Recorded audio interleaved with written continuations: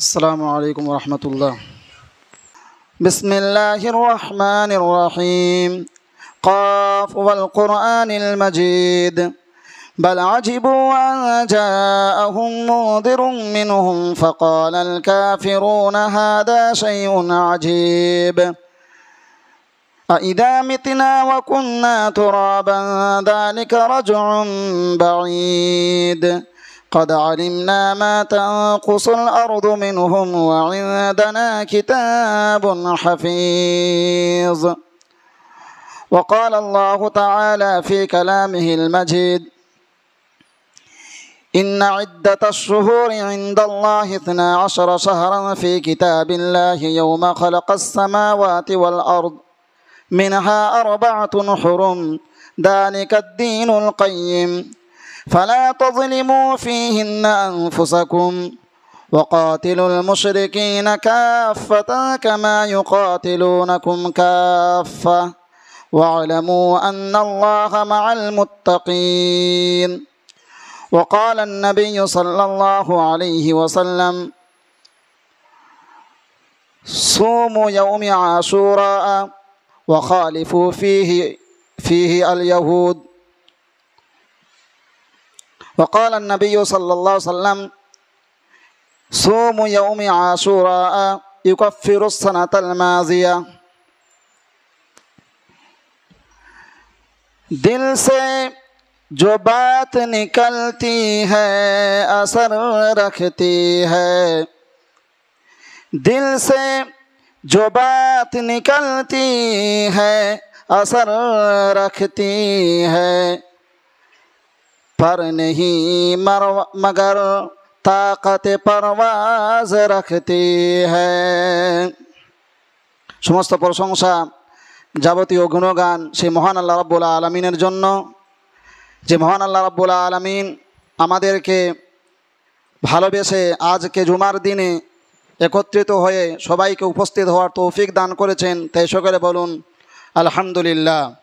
তারপরে তার নবীর উপর সহস্র দরুদ ও শান্তির ধারা বর্ষিত হোক। আল্লাহুম্মা সাল্লি আলাইহি আল্লাহুম্মা বারিক আলাইহি। প্রিয় মুসাল্লি ভাইয়েরা, গত জুমাতে আলোচনা করেছিলাম যে বিয়ে শাদীকে নিয়ে আমাদের সমাজে যে কুসংস্কার, এ বিষয়ে আলোচনা করেছিলাম। আর আলহামদুলিল্লাহ এই বিষয়ে আলোচনা করতে গিয়ে আপনারা এই বিষয়টিকে খুব মনোযোগ সহকারে শুনেছেন এবং এ বিষয়ে নিয়ে চিন্তা ভাবনা করেছেন এবং এ বিষয় নিয়ে পদক্ষেপ গ্রহণ করেছেন। এর জন্য আমি খুব আনন্দিত এবং আপনাদের সকলের জন্য আমি হেদায়েতের দোয়া করেছি যে আল্লাহ রাব্বুল আলামিন আমরা আজ মুসলমানেরা যে অবস্থা দিয়ে যাচ্ছি, যে অবস্থায় আমাদের জীবনযাপন হচ্ছে, এই কলঙ্কিত অন্ধকারাচ্ছন্ন যে পরিবেশ, এটা থেকে আমাদের মুক্তির উপায় দাও, পরিত্রাণের কিছু ব্যবস্থা আমাদের করে দাও।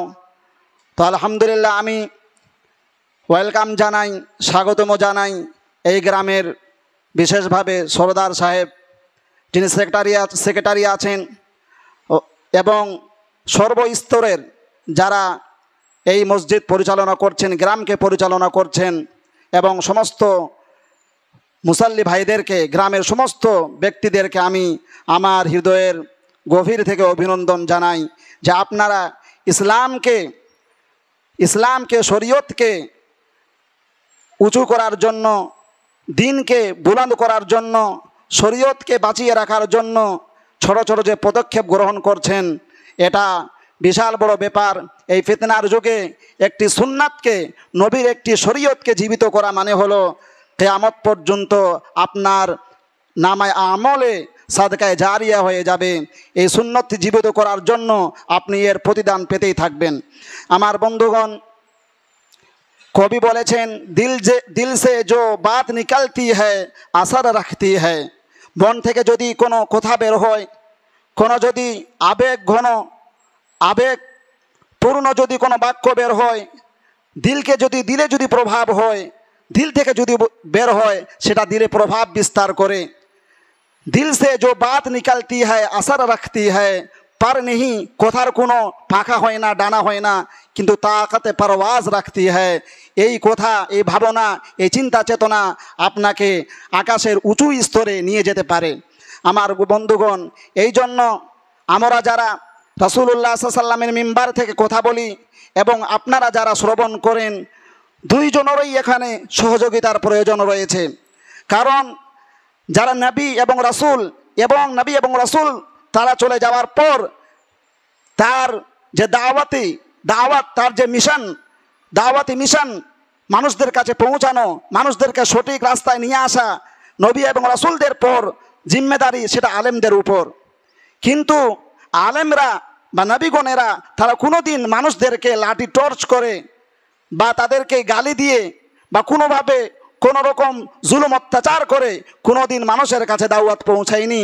আর এই কাজটা আলেমরাও করবে না, কারণ আলেমদেরকে বলা হয়েছে লাস্তা আলাইহিম বিমুসাইতির, তোমরা কোনো দারোগা নও, তোমরা কোনো পুলিশ না, দারোগা না, সৈন্য নয়, তোমরা হলে যে ফাদাক্কির, তোমরা শুধু স্মরণ করিয়ে দাও, লাস্তা আলাইহিম বিমুসাইতির, তোমরা স্মরণ করিয়ে দাও মানুষদেরকে। মানার এবং না মানার কাজ হলো মানুষদের ওপর। আমার বন্ধুগণ, আলেমেরা নবীগণেরা মানুষদেরকে সঠিক রাস্তার দিকে নিয়ে আসবে। আর উম্মতের দায়িত্ব হলো, সমাজের দায়িত্ব হলো, মানুষের দায়িত্ব হলো সেই কথাকে, সেই কোরআন এবং সুন্নাহ অনুযায়ী যে সেই হুকুমকে সমাজে, রাষ্ট্রে সেটাকে কি করা, সেটাকে বাস্তবায়িত করা। এটা আপনাদের উপর জিম্মেদার, এটা প্রত্যেক ব্যক্তির উপর জিম্মেদারি যে আলেম উলামারা নিজের মঞ্চ থেকে, মিম্বার থেকে বা যেখান থেকে হোক যা কিছু কোরআন এবং হাদিস থেকে বলেন এটা পুরোপুরি ফলো করা এবং এটাকে সমাজে বাস্তবায়িত করা, এটা প্রত্যেক ব্যক্তির জিম্মেদার।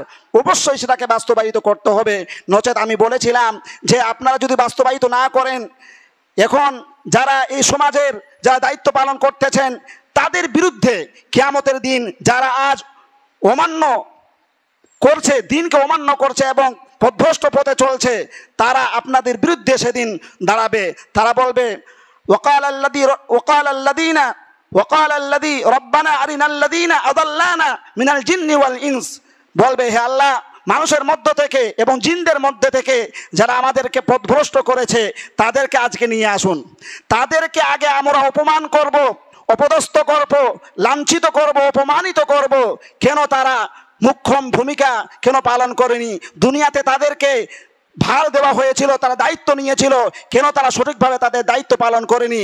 তাদের দায়িত্ব পালন না করার কারণে তাদেরকে আগে অপমানিত করব, লাঞ্ছিত করব, অপদস্থ করব, তারপরে আমরা কি করব? জাহান্নামে যাব।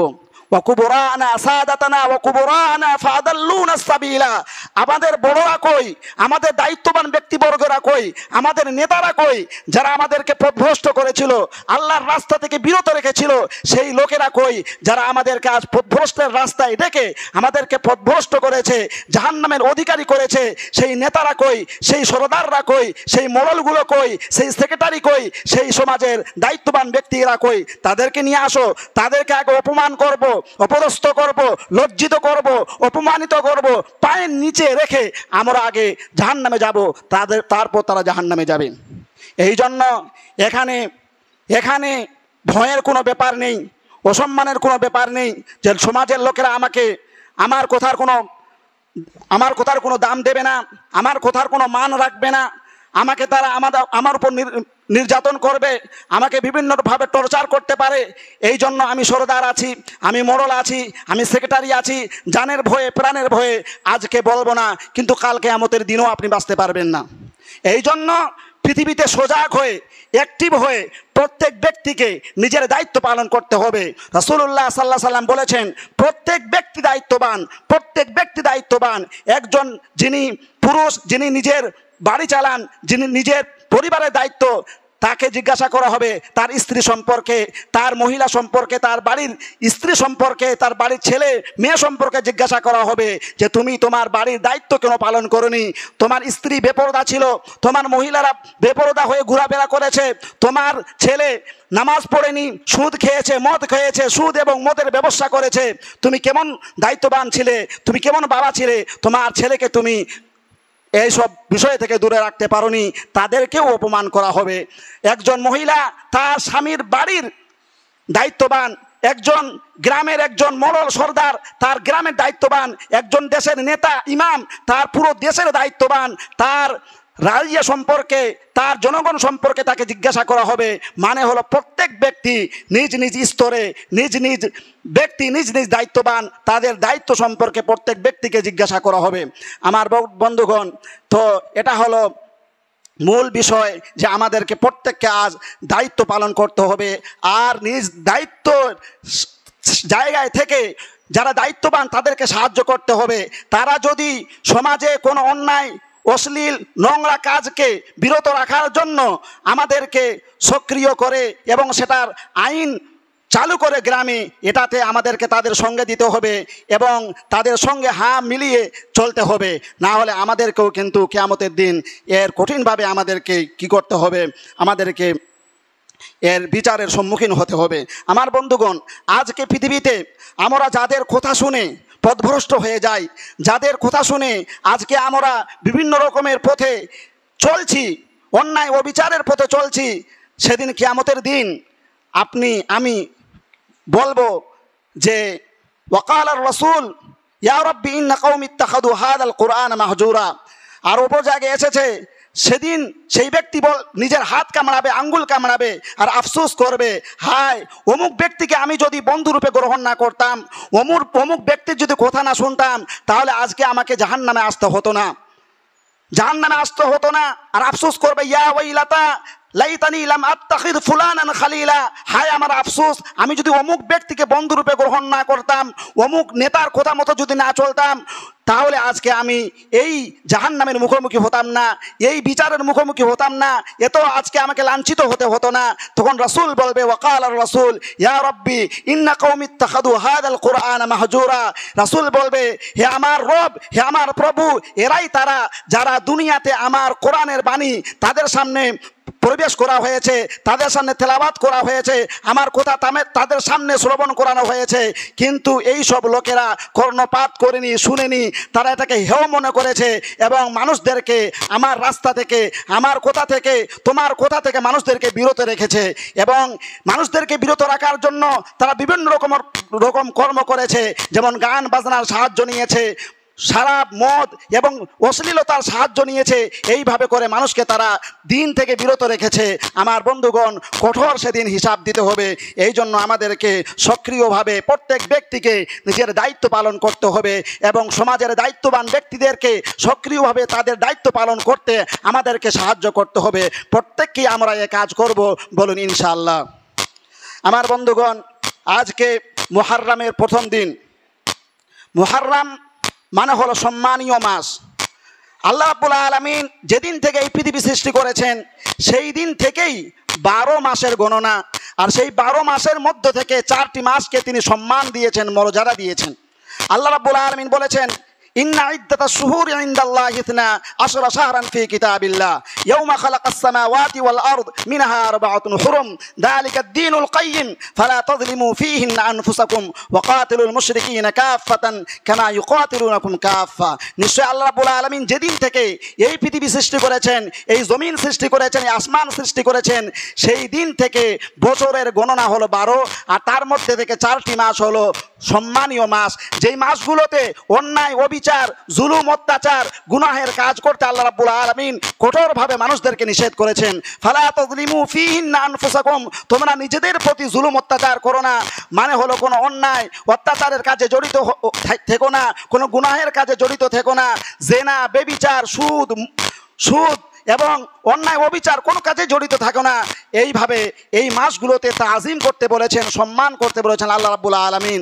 আর তার মধ্য থেকে একটি মাস, যে মাস আমরা অতিবাহিত করছি, এইটা আজকে হলো মুহররমের প্রথম দিন। এই মুহররমকে কেন্দ্র করে, এই মুহররম মাসকে কেন্দ্র করে অনেক ইতিহাস রয়েছে। তার মধ্যে থেকে একটি ইতিহাস হলো মুসা আলাইহিস সালাম, তিনি তার জাতিকে, তার নির্যাতিত জাতিকে ফেরাউনের হাত থেকে তিনি এই মুহররম মাসের 10 তারিখে তিনি বাঁচিয়ে নিয়েছিলেন। ফেরাউন বনি ইসরাইলদেরকে অনেক কঠোর শাস্তি দিত, তাদের ছেলেদেরকে হত্যা করত এবং তাদের মেয়েগুলোকে দাসী বানিয়ে রাখত এবং তাদের উপর নির্মম অত্যাচার করত। আল্লাহ রাব্বুল আলামিন দীর্ঘদিন পর তাদের দোয়া শ্রবণ করলেন এবং মুসা আলাইহিস সালামকে নবী হিসাবে ফিরআউনের কাছে পাঠিয়ে দিলেন। ফিরআউনকে মুসা যখন বলল যে ফিরআউনকে বলল যে আমার জাতিকে আমার সঙ্গে যেতে দাও, তাদের উপর তুমি অত্যাচার করো না, অবিচার করো না, মুসা আলাইহিস সালাম বললেন যে আমার রব আল্লাহ, তুমি তার উপর ঈমান নিয়ে আসো। ফিরআউন তাকাব্বুর করলো, অহংকার করলো যে আমার ব্যতি রেখে আবার কে রব আছে, মুসা এবং হারুনের রব আবার কে? এইভাবে ফিরআউন অহংকার করলো এবং মুসা আলাইহিস সালামের সঙ্গে তার শত্রুতা চরম পর্যায়ে পৌঁছালো। একদিন মুসা আলাইহিস সালাম তার দলবল, তার সাথী সঙ্গীকে নিয়ে, আল্লাহর তরফ থেকে অর্ডার হলো যে তোমার সাথী সঙ্গীকে নিয়ে ফিরআউনের এই জায়গা থেকে তুমি পালিয়ে যাও। মুসা আলাইহিস সালাম তার সমস্ত দলবল এবং তার সাথীদেরকে নিয়ে তিনি পালিয়ে গেলেন এবং সামনে কুলজুম নদী, যেটাকে কুলজুম নদী বলা হয়, যেটাকে নীল নদ বলা হয়, সেই নীল নদের সামনাসামনি যখন মুসা আলাইহিস সালাম তার সাথীদেরকে নিয়ে আসলেন, আর ফিরআউন যখন জানতে পারলেন যে মুসা এবং তার সাথীরা সবাই আমার দরবার ছেড়ে পালিয়ে গেছে, তখন ফিরআউন খুব রাগান্বিত হলেন এবং তার সৈন্যদল নিয়ে মুসা আলাইহিস সালামের পিছনে ধাওয়া করলেন। যখন পিছনে ফিরআউন আর মুসা আলাইহিস সালাম, তার সামনে নীল নদ, এবার মুসা আলাইহিস সালামের সঙ্গী সাথীরা তারা ভয় পেয়ে গেছে যে পিছনে ফিরআউনের এত বড় একটি সৈন্যদল এবং সামনে নীল নদ, এখন আমরা হয়তো বাঁচবো না, এখন আমাদের করণীয় কি? মুসাকে তারা গালি দিতে লাগলো, মুসার উপর তারা আক্ষেপ করতে লাগলো, মুসা তোমার কোথায় আমরা এসেছি, এখন আমরা পালাবো কোথায়? মুসা আলাইহিস সালাম বললেন তোমরা ধৈর্য ধারণ করো, আল্লাহর উপর ভরসা করো। আল্লাহ রাব্বুল আলামিনও তাকে অর্ডার দিয়ে দিলেন, মুসা এই কুলজুম নদীর উপর, নীল নদের উপর আঘাত করো। মুসা আলাইহিস সালাম আঘাত করলেন, সঙ্গে সঙ্গে দরিয়া হয়ে গেল।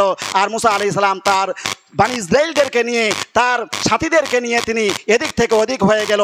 ফিরআউন যখন দেখলেন যে মুসারা তারা পার হয়ে যাচ্ছে, ফিরআউন বুঝতে পারলো নিশ্চয়ই এটা আল্লাহর তরফ থেকে, কিন্তু তার অহংকার, তার দাম্ভিকতা এটা মানতে রাজি ছিল না।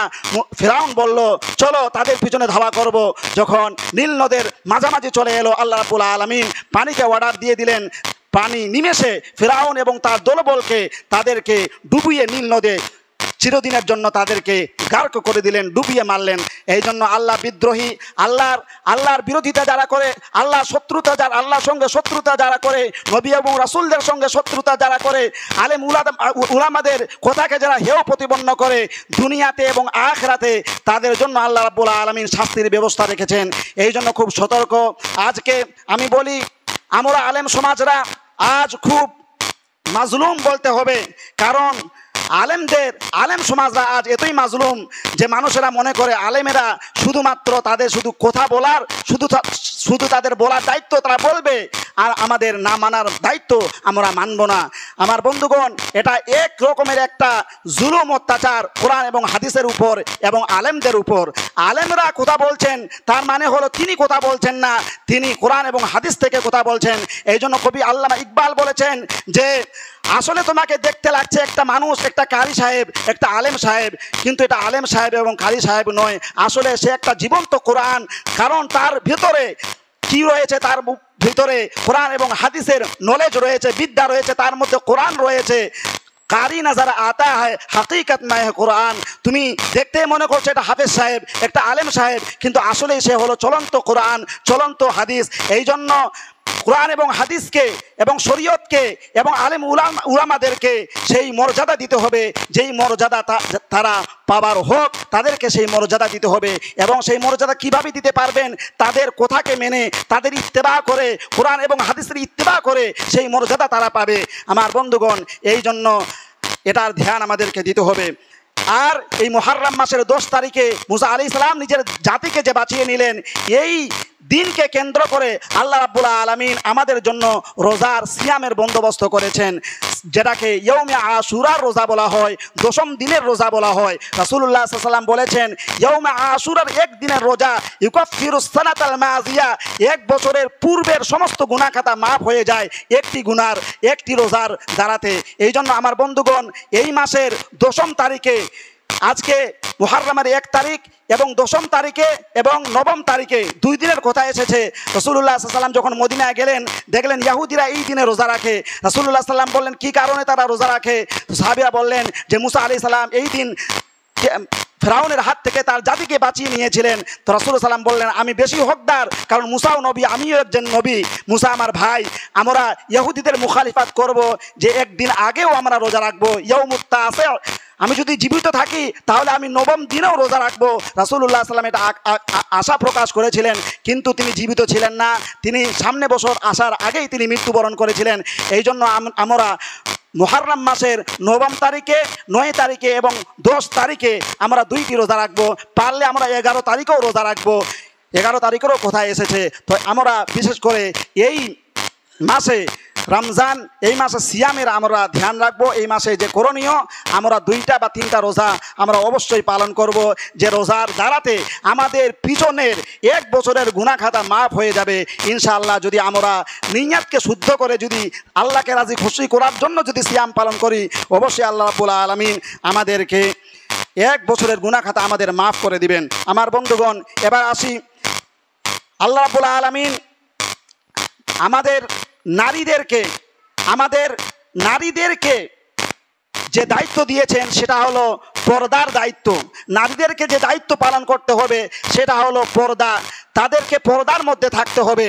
আর নারীরা যদি এই দায়িত্ব পালন না করে, তাহলে পুরুষদেরকে তাদের এই দায়িত্ব পালন করাতে তাদেরকে বাধ্য করতে হবে। আমার বন্ধুগণ, জাহিলি যুগে রাসূলুল্লাহ সাল্লাল্লাহু আলাইহি ওয়াসাল্লাম আসার পূর্বে নারীদের কোনো মর্যাদা ছিল না, কোনো সম্মান ছিল না। নারীদেরকে জীবন্ত কবরস্থ করা হতো।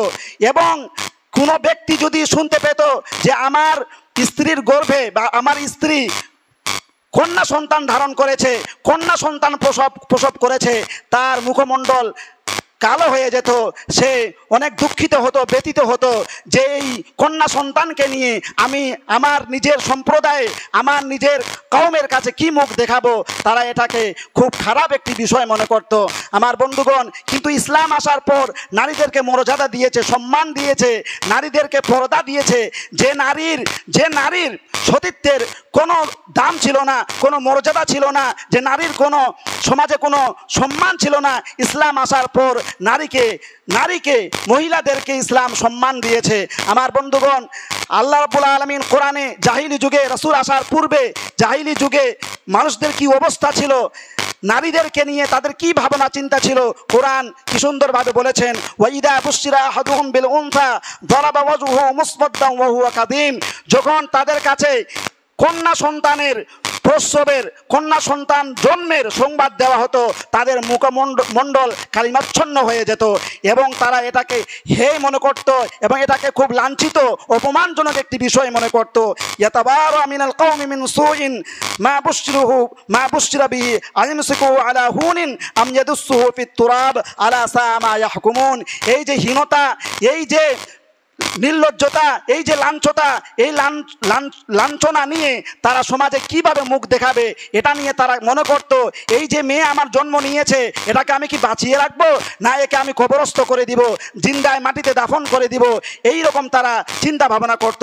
আল্লাহ রাব্বুল আলামিন বলেন, আলা সা মা ইয়াহকুমুন, সাবধান, তাদের এই বিচার, তাদের এই ভাবনা চিন্তা কত খারাপ একটা ভাবনা চিন্তা, যে আল্লাহ রাব্বুল আলামিন কন্যা সন্তানের মতো রহমত তাদের বাড়িতে দিলেন, আর তারা কন্যা সন্তানকে রহমত না ভেবে নিজের উপর তারা এটাকে অভিশাপ মনে করত, লাঞ্ছনা মনে করত। আমার বন্ধুগণ, কোরআনে আল্লাহ রাব্বুল আলামিন বলেছেন যে জাহিলি যুগের মানুষদেরকে সম্বোধন করে বলেছেন, ওয়াইদাল মাউউদাতু সুইলাত বিআইয়ি যামবিন কুতিলাত, যে কিয়ামতের দিন মানুষদেরকে জিজ্ঞাসা করা হবে তাদের জীবিত প্রথিত কন্যাদের সম্বন্ধে, যে কি কারণে কন্যা সন্তানদেরকে তোমরা প্রথিত করেছিলে, কি কারণে কবরস্থ করেছিলে, কি কারণে মায়ের গর্ভে সন্তানকে তুমি মেরে ফেলেছিলে, সন্তানকে তুমি ডিস্ট্রয় করে দিয়েছিলে, কি কারণে তুমি মায়ের গর্ভেই কন্যা সন্তানকে তুমি মেরে ফেলেছো। এটা সম্বন্ধে কিয়ামতের দিন জিজ্ঞাসাবাদ করা হবে। আমার বন্ধুগণ, ইসলাম নারীকে মর্যাদা দিয়েছে। রাসূলুল্লাহ সাল্লাল্লাহু আলাইহি ওয়াসাল্লাম বলেছেন, ইন্নী ওয়াহারিজু হাক্কাজ যায়িফাইন আল ইয়াতীম ওয়াল মারআ। আমি 2টি মহাপাপের কথা, 2টি দুই ব্যক্তির ব্যাপারে মহাপাপের কথা তোমাদের ঘোষণা করছি। একটা হলো ইয়তিম আর একটা হলো মহিলা। মহিলার উপর নির্যাতন করা, ইয়তিমের উপর নির্যাতন করা, এটা রাসূলুল্লাহ সাল্লাল্লাহু আলাইহি ওয়াসাল্লাম মহাপাপ হিসাবে ঘোষণা করেছেন। রাসূলুল্লাহ সাল্লাল্লাহু আলাইহি ওয়াসাল্লাম বলেছেন, মানিবতালা মিন হাদিহিল বানাতি বিশাইয়িন কুন্না লাহু সিতরান মিনান নার, যে ব্যক্তিকে কোনো সন্তান দ্বারা, কন্যা সন্তান দ্বারা পরীক্ষা করা হবে, আপনাকে কন্যা সন্তান দেওয়া হয়েছে, এই কন্যা সন্তান আপনি লালন পালন করছেন, এই লালন পালন করতে যা আপনার মুসিবত আসবে, যা মুশকিল আসবে, এই যে ফেস আপনি করছেন, রাসূলুল্লাহ সাল্লাল্লাহু আলাইহি ওয়াসাল্লাম বলছেন কিয়ামতের দিন কন্যা সন্তানকে মানুষ করার জন্য, লালন পালন করার জন্য কিয়ামতের দিন জাহান্নামের আগুনের পর্দা হয়ে দাঁড়াবে তোমার কন্যা। এই মর্যাদা ইসলাম আমাদেরকে দিয়েছেন। আমার বন্ধুগণ, আজ মহিলারা ইসলামের সেই মর্যাদাকে অক্ষুণ্ণ করেছে, অক্ষুণ্ণ রাখেনি। ইসলামের সেই মর্যাদাকে তার পায়ের নিচে পদতলিত করেছে। ইসলামের সেই মর্যাদাকে তারা লাঞ্ছিত করেছে, অপমানিত করেছে, অপদস্থ করেছে। যেই সমাজে মহিলাদের কোনো দাম ছিল না, ইসলাম এসে মহিলাদেরকে সেই সম্মান দিল। কিন্তু আজ আমাদের মহিলারা কি করে? তারা বেপরদা, নগ্নতা, এটাকেই তারা ভালোবাসে। তারা পরপুরুষের সঙ্গে মেলামেশাকেই তারা ভালোবাসে। আর আজ আমাদের সমাজের আর বা আমাদের দায়িত্ব, আমাদের বাপ দাদারা বা আমরা যারা দায়িত্ববান, তারাও এটা সম্পর্কে আমরা মুখ্য ভূমিকা পালন করি না। আমার মেয়ে বেপরদা ঘোরাফেরা করে, বেপরদা বাজারে যায়, বেপরদা স্কুলে যায়, বেপরদা রাস্তাঘাটে চলাফেরা করে, আমি কেমন বাবা, আমি কেমন দায়িত্বশীল ব্যক্তি? আমার মেয়েকে আমি বাধা দিতে পারি না, আমার মেয়েকে আমি শিক্ষা দিতে পারি না, শিষ্টাচার শিক্ষা দিতে পারলাম না, আদব শিক্ষা দিতে পারলাম না।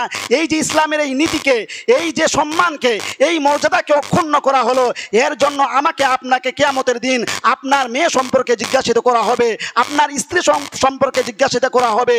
কিভাবে আপনার মেয়ের এই ক্ষমতা হলো, এই সাহস হলো যে আপনার মেয়ে একটা মুসলিম সমাজে থেকে, একটা মুসলিম পরিবারে থেকে সে বেপরদা হওয়াকে বেছে নিল, বেপরদাকে সে নিজের মালা হিসাবে গ্রহণ করলো, নাচ গান বাজনাকে সে নিজের লাইফ স্টাইল মনে করলো। এটা কিভাবে হলো?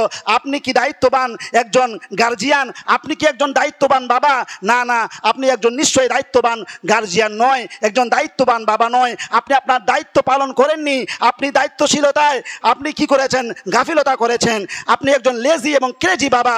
আপনি আপনার সন্তানকে সঠিক পথ দেখাতে পারেননি। সব থেকে বড় সম্পদ আপনি ধ্বংস করেছেন, যেটা কিয়ামতে সফলতা নিয়ে আসবে, সেই বিষয়টিকে আপনি মর্যাদা দেননি, সম্মান দেননি। এই জন্য আমি বলতে চাই, রাসূল এবং ইসলাম এবং আল্লাহ রাব্বুল আলামিন মহিলাদের যে মর্যাদা দিয়েছেন, সে মর্যাদা কথা ভেবে মা বোনদেরকে বলতে চাই, আমার মা বোনেরা, ইসলাম তোমাকে সম্মান দিয়েছে, ইসলাম তোমাকে মর্যাদা দিয়েছে। তোমার কেউ সম্মান দেয়নি, তোমার মর্যাদা দেয়নি, যেমন ইসলাম তোমাকে মর্যাদা দিয়েছে। পাশ্চাত্যের লোকেরা, সেই ডাকুরা তোমার দেহ নিয়ে ব্যবসা করেছে, তোমাকে চাকরির নাম করে, তোমাকে ফ্যাশনের নাম করে তোমার দেহ ব্যবসা করে, তারা তোমার দেহের তারা ব্যবসা করে। এই পাশ্চাত্যের চরিত্র, এই পাশ্চাত্যের কুমন্ত্রণা, এই পাশ্চাত্যের ওয়াসওয়াসা থেকে তোমাদেরকে বাঁচতে হবে, তোমাদেরকে পর্দাশীল হতে হবে। রাসূলুল্লাহ সাল্লাল্লাহু আলাইহি সাল্লাম বারবার বলেছেন যে মহিলারা নিজের স্বামীর কথা মতো চলে না এবং বেপরদা করে চলে, পুরুষদেরকে আকৃষ্ট করে এবং আকৃষ্ট করার জন্য নিজে সাজসজ্জা করে, রাসূলুল্লাহ সাল্লাল্লাহু আলাইহি সাল্লাম বলেছেন যে তারা জান্নাতের সেন্ট পর্যন্ত পাবে না। রাসূলুল্লাহ সাল্লাম বলেছেন যে বাড়ির মহিলারা বেপরদা করে চলে, বেপরদাভাবে ঘোরাফেরা করে, সেই বাড়ির লোকদের, পুরুষদেরকে রাসূলুল্লাহ সাল্লাম দাইয়ুস বলেছেন। আর দাইয়ুস এর অর্থ হলো মেরা পুরুষ, যার কোনো সমর্থ নাই, স্ত্রীকে কন্ট্রোল করার কোনো ক্ষমতা নাই, সেই পুরুষকে বলা হয় মেরা পুরুষ, সেই পুরুষকে বলা হয় দাইয়ুস পুরুষ। আর সেই দাইয়ুস পুরুষের ব্যাপারে বলা হয়েছে, দাইয়ুসরা, মেরা পুরুষেরা, যার স্ত্রী এবং যার মেয়েরা পর্দা করে চলতে পারে না, পর্দা করে না, এবং পুরুষরা তাদেরকে বাধা দেয় না, তাদেরকে বাধা দিতে পারে না, তাদেরকে কন্ট্রোলে রাখতে পারে না, সেই পুরুষদেরকে মেরা পুরুষ বলা হয়েছে। সেই মেরা পুরুষের ব্যাপারে বলা হয়েছে, এই মেরা পুরুষেরা কোনোদিন জান্নাতে যাবে না, জান্নাতের সেন্ট পর্যন্ত পাবে না। এই জন্য আপনার মেয়ে জানতে বা অজান্তে সে বেপরদায় থাকছে, সেটা তো সে ক্ষতি করছে, কিন্তু আপনি আপনার মেয়েকে, আপনার স্ত্রীকে বাধা না দিয়ে বিশাল বড় ক্ষতি করছেন। আপনি না হতে পারেন নামাজি, হতে পারেন হাজি, হতে পারেন গাজী, হতে পারেন মৌলানা, কিন্তু আপনার মেয়ে যদি বেপরদা থাকে, আপনার স্ত্রী যদি বেপরদা হয়ে ঘোরাফেরা করে, কসম আল্লাহর, আপনি জান্নাত তো দূরের কথা, জান্নাতের ঘ্রাণ পর্যন্ত আপনি পাবেন না। আমি হতে পারি আলেম, কিন্তু আমার মেয়ে, আমার স্ত্রী যদি বেপরদায় চলাফেরা করে, আমি আল্লাহর কসম করে বলতে পারি আমি পর্যন্ত জান্নাতের ঘ্রাণ পাবো না। আমার বন্ধুগণ, এই জন্য প্রত্যেক ব্যক্তিকে সক্রিয় ভূমিকা পালন করতে হবে। নিজের পরিবারকে, নিজের পরিজনকে, বিশেষ করে মহিলাদেরকে, তাদেরকে পর্দায় রাখতে হবে। পর্দা কি জিনিস সেটাকে তাদেরকে জানাতে হবে, তাদেরকে শিক্ষা দিতে হবে, তাদেরকে আদব দিতে হবে, শিষ্টাচার দিতে হবে। এই পর্দার কারণে এই সমাজ সব থেকে বেশি ফিতনায় পতিত হয়েছে। পর্দা না থাকার কারণে আমাদের মনের মধ্যে না আছে আল্লাহর প্রতি ভালোবাসা, না আছে রাসূলের প্রতি ভালোবাসা, না আছে কোরআনের প্রতি ভালোবাসা, না আছে হাদিসের প্রতি ভালোবাসা। যুয়্যিনা লিন-নাসি হুব্বুশ শাহাওয়াতি মিনান নিসা ওয়াল বানিন ওয়াল কানাতির ওয়াল মুকান্তারা।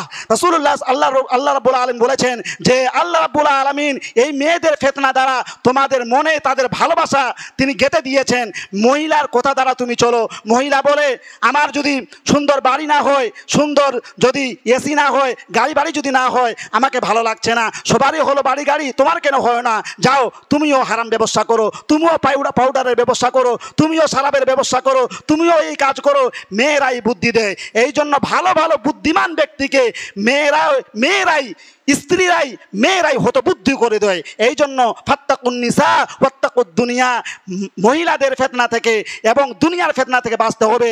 বানি ইসরাইলদের মধ্যে সর্বপ্রথম যে ফিতনা এসেছিল, সেই ফিতনা ছিল মহিলাদের ফিতনা।